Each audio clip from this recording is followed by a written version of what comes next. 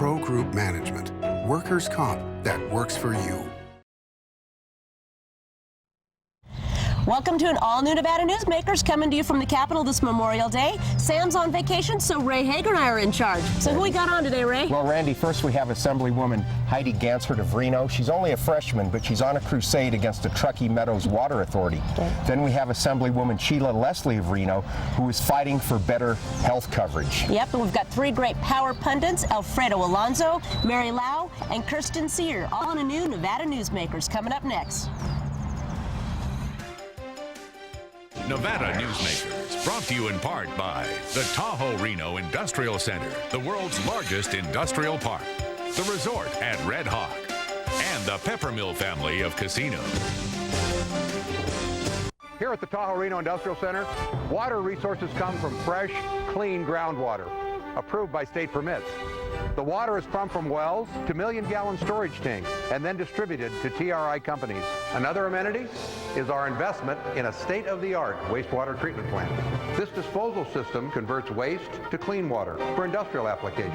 Welcome to the Tahoe Reno Industrial Center, the largest industrial park in the world, building economic prosperity for Nevada. Something spectacular has taken wing not far from Reno or Lake Tahoe, and never far from your mind.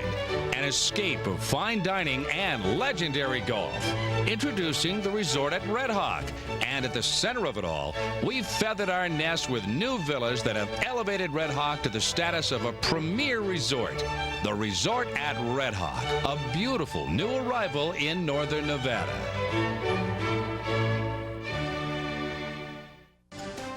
Coverage of Nevada Newsmakers from the state legislature in Carson City is brought to you by the Nevada Beer Wholesalers Association.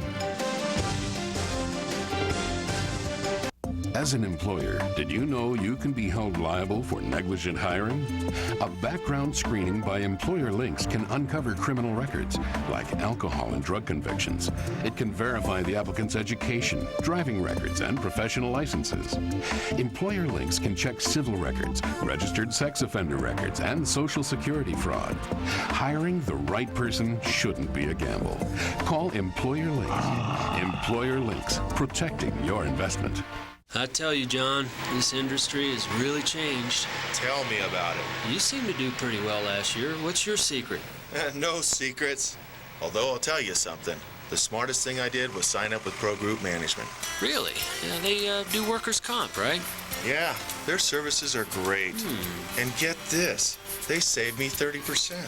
I've heard they saved others 50%. That works for me. Pro Group Management. Finally, workers' comp that works for you. You are watching Nevada Newsmakers.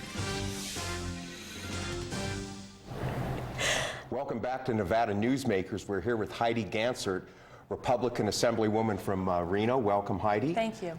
And well, you're a freshman and you're actually getting legislation passed, which is a novelty. Yes, but you took on the Truckee Meadows Water Authority, and kudos to you, as to most residents of Washoe County will say. But how's that gone, and what is your bill going to do? You know, it has gone so well. I was able to get the entire Washoe County delegation to support it. And basically what the bill does, it's an investigation for the last 2 years of TMWA's operations. And so it's not really, it doesn't have to do with their finances as far as did the check go to the right person, that type of audit. It has to do with rate methodology, with their salaries, with the bonuses they've paid themselves, with the charitable foundation that they created. So really, how are they operating? Is it really within the guidelines of what they should be doing? Wait, bonuses they paid themselves? I'm interested in this. Yes. I use water and I live in Yes. Sparks. And right. Their bonuses are substantial. Last year they paid themselves $550,000 in bonuses, and this is over 160 employees. And this year they've budgeted another $700,000. And as far as the ratepayers go, a 1 point raise in your rates is $700,000. So basically it's worth 1% of your rates, what they just gave themselves. So what do you hope to find out in this investigation? What do you think the goal is? What is the goal, I should say? Of the well, you know, I think the consumer advocate under the Attorney General is going to investigate them, and the consumer advocate actually works on behalf of consumers in rate cases. They go to the Public Utility Commission, the PUC. So they are just a great entity to review what's been going on, and if it's not satisfactory, they will be producing a report. Well, either way, they're going to tell us in black and white if they think the behavior that TMWA has the way they've been running their business is appropriate or not. Now, when you were campaigning last year, you heard this a lot at the door, right? Right. What were the complaints? Was it increasing rates? Was it the meters? What seemed to be the problem? A little bit about the meters, but mainly the rates. And what they have done is they've put most of these significant rate increases on the backs of those on flat rate customers. And, those tend to be the elderly and the people who've been in their homes for a long time. And so instead of kind of spreading it also, they've chosen to just target one group of customers, and it's just that those people have had increases of about 40 to 60%. And it's not based at all on use. It really is based on just kind of a guess. It is, and our rates are about, one study I have, our rates are 40% higher than any other utility in the entire state, including Las Vegas, and we know how tight water is in Las Vegas. It's even worse than it is here. And so their rates are really out of line, even the rate methodology, and I have all kinds of documentation that I'll be providing to the consumer advocate as far as the areas where I think they should study. Well, on behalf of the Washoe County citizens, thank you. Well, Heidi, I'm curious. You've been able to get this legislation through as a Republican in a heavily dominated by Democrats assembly. Right. How did you work this, where you're able to push this legislation through? Because I know Brooks Holcomb has some very good legislation about education, and he can't get it through because he's a Republican in the democratically controlled assembly. I have been very fortunate. I actually have 4 bills that should be passing. I have a 5th one that was in bill form that I was able to get into the budget money for the state water engineer so he can update his office, use technology, scan in maps, cross-reference things. And I can't tell you exactly, I just work very well with people. I work well with people, and I think that that's enabled me to move forward with quite a few things. So you're more of a moderate politician, would you say? Moderate stance? Consensus builder. I guess I'm a consensus builder. I'm always looking for the win-win, and the Tumwa bill was obviously a win-win for our community. The Republicans and the Democrats, the Assembly and the Senate all got behind that bill. And so that was really positive. And I have another bill regarding sexual offenders, and that's another one I was able to co-sponsor with Dina Titus, Senator Raggio, and Senator Nolan. We all were basically writing the same type of bill, and because we were behind, given the Kathy Augustine special session, legal was behind, so we basically rolled all of our bills into one. And so that's another one where I was able to work on both sides of the aisle and both houses to get it done. Okay. Yeah, it's interesting. I talked to Rod Shearer a couple of weeks ago, Assemblyman from essentially the rural parts of the state. And I said, well, what bills are you pushing? He goes, I really don't have any bills. What I've done is taken what I want to do, and I've just amended bills in the Senate to get it done. And that's the thing, is when you take away the ego out of the building, which is impossible, I know, and you want to get something done, you work with people, because generally 90% of the bills that pass this building pass with a consensus. So if you work with the other party and the other folks across the aisle in the other house as well, you're going to get it done. And that's what's good, so good about what you've done this session. Absolutely, being a freshman and minority, it's consensus building. I've been very fortunate. Heidi, when you talk about the sexual offender bill, as you know, Nevada's become a haven for sexual offenders because our laws are so lax. Now, this has passed the Senate. It's now in the Assembly. Do you think it's going to be a victim of politics and not get out of that house? No, absolutely not. I think it's just a solid bill. Right now we have very low compliance rates. About 50% of the sexual offenders in our state, we don't even know where they are. And that was one big issue that I wanted to address. The other was how we categorize them. Offenders are categorized either tier 0, 1, 2, or 3. 0 meaning the least likely to reoffend, and 3 being the ones who are probably very likely going to reoffend. And in our state, if you go on the website, we do have a website, there's only about 66 in the entire state, and I think that's a problem. I cannot believe there's only 66 high-risk offenders in this state. So part of the bill is resorting the tiers, and it's also trying to bring the sexual offenders into compliance. Okay, that's all we have time for today, Heidi. Thank you. Great job. Thank you. Congratulations. My pleasure. Okay. My pleasure. We'll be right back with Assemblywoman Sheila Leslie of Reno.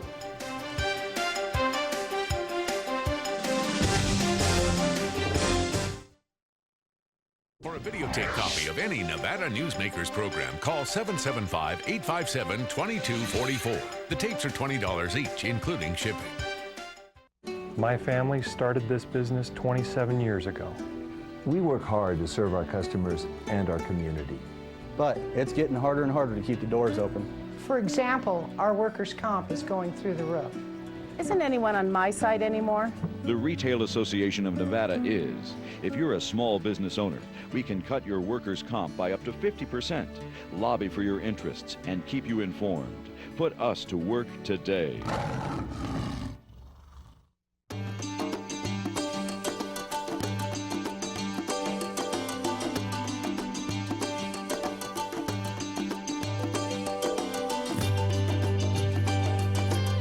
Thanks to an ongoing commitment by America's mining companies, more than 2 million acres already have been reclaimed.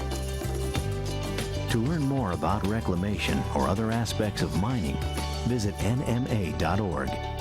The National Mining Association.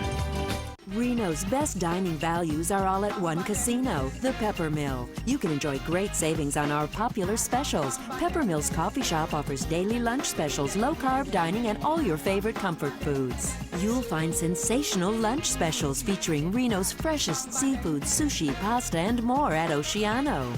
And early bird specials at Reno's Premier Steakhouse and Romanza Ristorante Italiano. The best values are at the Pepper Mill. Where are you dining? Your best value in sight is here for you to see. From frames to lenses to eye exams, you're covered A to Z. Davis Optical, your best value in sight. Davis Optical Centers, with 2 locations in Reno and Sparks. Davis Optical, your best value in sight.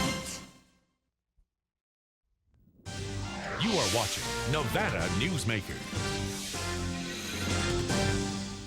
Welcome back to Nevada Newsmakers. We had Bob Seal scheduled today, but he had a conflict, but thank goodness Sheila Leslie, our own Washoe County Democrat, is stepping in to fill in. Thank you for coming over, Sheila. You're welcome. Well, Sheila, you're here bright and early today. It's a very big day. Do you think that if the budget issues are not resolved today, that we're heading into a special session? I think that we will resolve the budget issues today. I think we could push it till tomorrow and still be okay, but I think from talking to people over the weekend that the intent is to get together this morning and iron out the last few things. Okay. What's the big loggerhead here?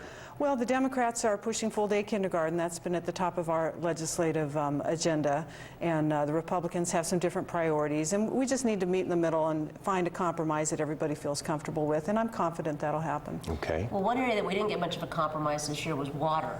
And we had over 20 bills that were pushing for water studies and interims. And what happened? How did that fall apart so much? Very difficult issue. You know, Mark Twain said it best, that whiskey's for drinking and water's for fighting, and I certainly experienced that this session. What we are coming out with are a couple of things, an interim study, and it was a battle even to get that in some hearings. And so I think we'll have a lot of attention and focus on this going forward. We also, so far, it's still in the bills, we're able to get $1 million for rural counties to be able to hire technical experts to help them protect their water rights. And that's very important for the rural communities, to be able to play on the same playing field going forward. So we will come out with something, but there's a whole lot more work to be done in that area. Now, the BLM pipeline that's going through, the 200-mile-long pipeline that is being proposed, how worried are you guys, especially for rural Nevada, how worried are you about that whole project? I'm terrified about it. Absolutely. I think that project will be the biggest public works project our state has ever seen. And I think we need to slow down and make sure we know what we're doing, because by the time we take out too much water and it starts affecting the wildlife and the rural economic way of life out there, it may be too late. And from my travels in rural Nevada, I know the people out there, the ranchers and people who thrive on tourism, because it is our playground from the urban areas, they're also terrified. So I think we have to watch that situation very carefully. Yeah, sort of like a sagebrush rebellion part 2, huh? Exactly. Well, you know, Nevada, we're reaching a very critical point in our future, and we know we need growth, but we also don't want to wipe out our whole heritage of ranching and mining and things in rural Nevada that keep rural Nevada alive. So I think it's something that the legislature will be grappling with next time. Let's hope so.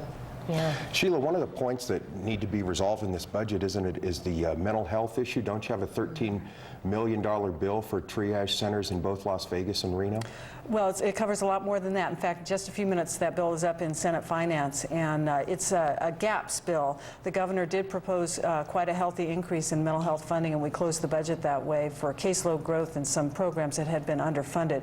The bill today will provide funding for crisis beds in Las Vegas, for more housing supports in Las Vegas, funding for triage centers in Reno and Las Vegas, and also additional funding for mental health courts in Vegas, in Reno, and in Carson City. So it's a very important bill to the state, has wide bipartisan support. I think the mental health issue, really, if I was going to point to one thing that has enjoyed a lot of bipartisan support and support from the executive branch, where Nevada is really taking a step forward this session, is mental health. We've come to the realization that underfunding these basic services has hurt all of us, especially in Las Vegas, where the emergency rooms are filled with mentally ill people who have nowhere to go. So I think we're coming out of this session with a very healthy increase in something that is really going to help our state. Now, something that did enjoy a bipartisan compromise was the hospital bills. And I know that you and Perkins testified a couple weeks ago in the Senate on some changes that you made to several hospital bills. And it sounds like that might actually happen, but it's bottom line, more accountability. Is that what, I mean, obviously trying to bring healthcare costs down. Right. But well, we're quite disturbed that Nevada leads the nation in hospital costs. And again, we have kind of a perfect storm situation with the tremendous growth in the Las Vegas area in particular. And we don't really understand why our costs are higher than anywhere else in the nation. So the bill that we ended up with, which did pass the Senate Friday night and is on its way to the governor, provides for more financial reporting in a way that makes sense. 80% of the beds in Las Vegas are controlled by out-of-state corporations. And that doesn't mean that's a bad thing necessarily, but we need to understand it. Is that the reason that we have such high hospital costs and we're underserved in psychiatric beds? So it's a very complicated issue. It's very fluid. It changes over time. But I think this bill will help reinvigorate the Legislative Committee on Health Care, and we'll be able to study it more and really understand what's happening in our state. Well, bottom line, Sheila, are costs going to drop for the citizens of Nevada in health care and hospitalization? Well, I don't expect any drop anytime soon, but I think our constituents do want us to enact good quality health policy, and until we understand what's happening in our state, I don't think we can do that. I don't think we want to go make dramatic changes in policy before understanding what the situation is, and I think this bill will lead us there. And it was a compromise position, and we'll look forward to working with the Hospital Association and the healthcare folks in the next 2 years. Yeah, well, congratulations. You've had a good session. It sounds like you're making some good changes for Washoe County and the state. I hope so. And we thank you for sitting in today for Bob Seal, and we'll be back right after this. Good. You guys.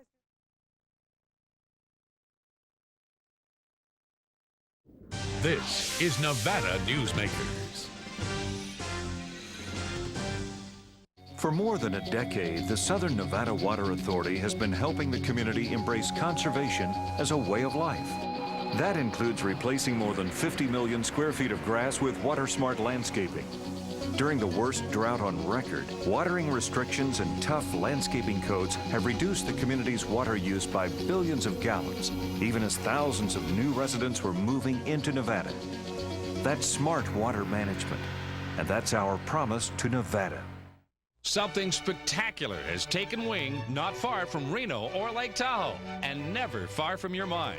An escape of fine dining and legendary golf. Introducing the resort at Red Hawk. And at the center of it all, we've feathered our nest with new villas that have elevated Red Hawk to the status of a premier resort. The Resort at Red Hawk, a beautiful new arrival in northern Nevada. So, who do you use for workers' comp? Pro Group Management. Ah, I've heard some good things about them. Oh, you bet. Employee background checks, safety training, claim seminars. Oh, and here's the great part. If you have an issue, they work for you, not against you. Sounds perfect. And expensive. Well, that's the best part. They saved me 30%. I've heard they saved others 50%. Works for me. Pro Group Management. Finally, workers' comp that works for you. You are watching Nevada Newsmakers. Nice. Welcome back to Nevada Newsmakers. We have a powerful pundit panel today. First, left to right, Mary Lau, Retail Association of Nevada, Kirsten Searer from the Las Vegas Sun, and Alfredo Alonso from Lionel, Sawyer. Welcome to you all today. Thank you, Ray. Well, it's Memorial Day weekend. We had the Indy 500, but we have kind of an insider thing for tonight. There's a very big Carson City 500. It's actually a 500-yard run between Tony Sanchez of Jones Vargas and Pete Ernott of R&R Partners. And this is a very serious event, and I know Alfredo has actually been putting out money on this. So why don't you explain this race for our viewers so they can understand that not everything in this building is serious? Well, we had these two elite athletes that we felt that the only way to truly show their athletic prowess is to have a race to the death, essentially, and they will be running 530 yards from the Adele's parking lot to the Globe this evening. Now, this is beer-free. They can't hold a beer while they're running, or can well, they? I guess they could. Take a keg with them? Again, these are elite athletes. I don't expect any alcohol to be near their lips, but it is for charity. So we'll be selling T-shirts. Proceeds go to Boys and Girls Club, and Are we blocking off streets for this event, or? in a matter of speaking, rather than blocking them off, I believe that we'll be escorted. And again, the hope is that this doesn't take too long, so our city's finest aren't put out for more than a couple of minutes. 530 yards. Do you think they can get it done in under a half an hour? That's the hope, yes. Okay, very And again, these are two athletes that I think have been out to pasture for a while, but they're back and they're in good shape. Well, we'll try to get them both on the next couple of days and let them report personally how they did. Still breathing. Assuming they're breathing by then, yeah. So anyway, seriously, do you think we'll actually be able to get out on time? We'll talk now seriously about this. Is the budget going to get resolved in the next few days? We're going to be able to go home soon? I can't see them not getting out on time. We've got the gubernatorial race to consider, so people aren't going to want to be tagged with a special session. Yeah, I think the political pressures on them. And really, the issues that are still ahead are big issues. They're, things like, will we fund full-day kindergarten for everybody? Buildings, university buildings that cost $25 million, $32 million. But those are the main blocks right now. They have most of the little details solved at this point. Yeah, I think they're right. I think between all-day kindergarten and some of the budget on capital improvements, I think that those are the main issues, other than the rebate. Now, the rebate is going to happen. I don't know in what form it's going to take, and that's probably going to be the most significant debate between the two houses. Well, later this week, or perhaps today, the governor is expecting his ruling on from the IRS, how much his rebate plan would be taxed. The citizens would have to pay the IRS. But one of the things, Mary, it seems so crazy to me to have a special session over these issues. Look at 2 years ago, I could understand a special session. We were talking about $836 million in new taxes, but these things they're a pittance. Well, they're too close now. I mean, like everybody was saying here, they've only got a few issues. Yeah, they're big issues, but they got 9 days to figure them out too. I mean, the budget will close. But like anything else, this is the time of session when things are either Lazarus or Dracula, depending on your point of view. So things keep coming up and things will shift and things will change till the last moment. But, I don't know what the IRS ruling is supposed to be about, because it's not that much money and it's not that big of a dent, even if you had it.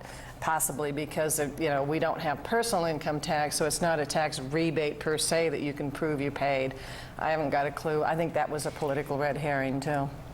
Now, the Canadian drug bill kind of fell apart over the weekend. Does that look like it's going to come back in some form that Barbara Buckley can live with? Yeah, it didn't fall apart. It's just now it's accordance to the law. And, it is not legal to do it, so they're trying to figure out how to help Nevada citizens, but not get anybody into a pickle, too. Well, what they did is they amended it to say that the state couldn't create this website to help people get prescription drugs unless the federal government gave the state waivers, which the federal government is never going to do. So, effectively, it killed the bill. And so you've got this pull, and even if the legislature does resolve this issue in some way, and this is one of Barbara Buckley's biggest issues, so she's really pushing for it.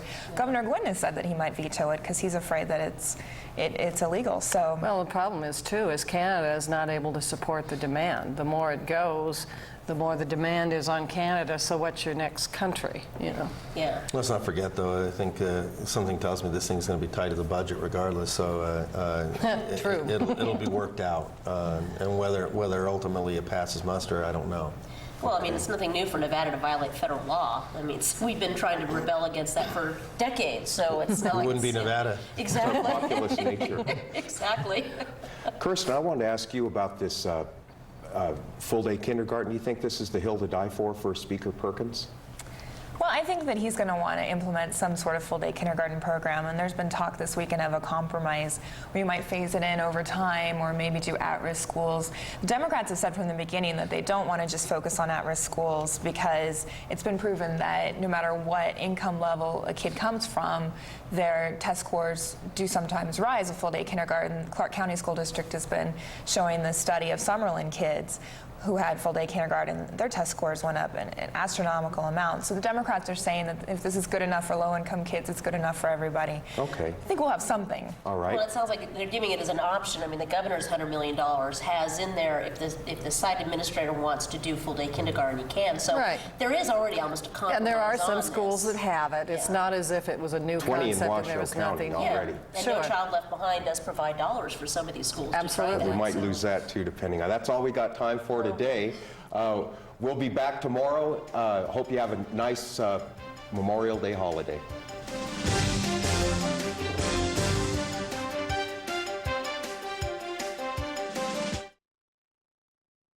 Nevada Newsmakers, brought to you in part by the Tahoe Reno Industrial Center, the world's largest industrial park, the resort at Red Hawk, and the Peppermill family of casinos.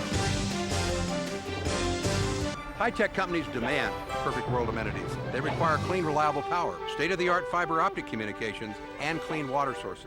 In a perfect world, companies would have immediate access to rail and interstate freeways. There would be 4-lane expressways that shorten shipping times and provide convenient commute routes for valued employees. Well, the future is now, and it's here. Welcome to the Tahoe Reno Industrial Center, the largest industrial park in the world, building economic prosperity for Nevadans. My family started this business 27 years ago. We work hard to serve our customers and our community. But it's getting harder and harder to keep the doors open. For example, our workers' comp is going through the roof. Isn't anyone on my side anymore? The Retail Association of Nevada is. If you're a small business owner, we can cut your workers' comp by up to 50%, lobby for your interests, and keep you informed. Put us to work today. If it's fun, it's here at the Peppermill, the $100,000 video-themed slot celebration, with more winners each week, 100 random winners every Monday and Wednesday, and more cash prizes. $6,000 random drawings every Friday, plus chances to win up to $1,000 in free slot play on Mr. Money's Challenge. You'll have more fun with the Peppermill's video-themed slot celebration, now worth over $100,000. The slots that rock are at the Peppermill. Where are you winning? Thanks for watching this edition of Nevada Newsmakers. Randy, who do we got up tomorrow? Well, we have Assemblywoman June Kiliani. It's a tough name. We just call her Chris G around here. Thanks for watching. She's a tough woman, too.